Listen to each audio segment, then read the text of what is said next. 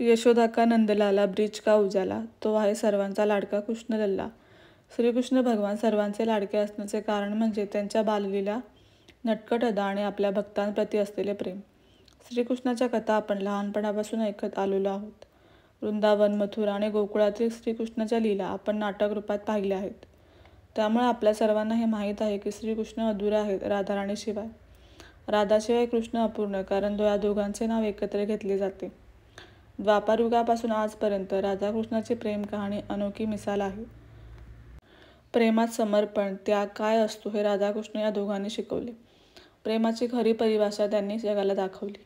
मात्र तुम्हाला हे माहीत आहे का, श्रीकृष्णाला जर प्रसन्न करायचं असेल तर केवळ एक नाव किंवा 2 अक्षरी शब्द तुम्ही श्रीकृष्णासमोर उच्चारला तर कृष्ण तुमचे काम स्वतः करतात. पाहूयात कोणता आहे हा मंत्र. कोणता मंत्र श्रीकृष्णाला प्रिय आहे.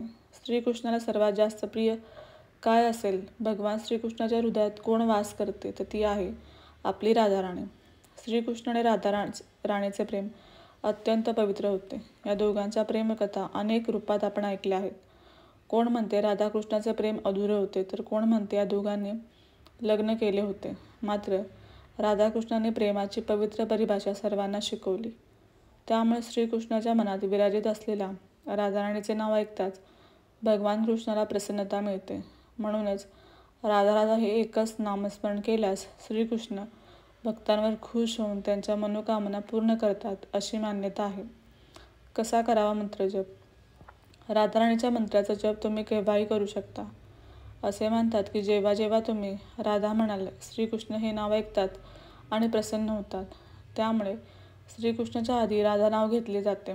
त्यामुळे दिवसभर मनात राधा राधा किंवा राधे राधे हा नाम जप केला तर तुमचे पाप नष्ट होऊन श्रीकृष्ण तुम्हाला आशीर्वाद देतात, अशी मान्यता आहे. कृष्ण जन्माष्टमीच्या दिवशी तुम्ही सकाळी लवकर उठून स्नान झाल्यानंतर देवघरात श्रीकृष्णाच्या मूर्तीचा अभिषेक करावा. देवाला गंध, फूल, हार अर्पण करावा. नैवेद्य दाखवावा. धूप, दीप, अगरबत्ती लावल्यानंतर देवाला मनापासून पूर्ण समर्पणाने नमस्कार करावा व मंत्रजप करण्यास सुरुवात करावी. श्रीकृष्णाला कसे घालावे गाराणे? आपल्या मनातील इच्छा श्रीकृष्णाला सांगताना म्हणावे, हे भगवंता, मी माझ्या अमुक मनोकामनासाठी आज संकल्प घेऊन राधाराणीच्या नामाचे स्मरण किंवा नामजप करत आहे.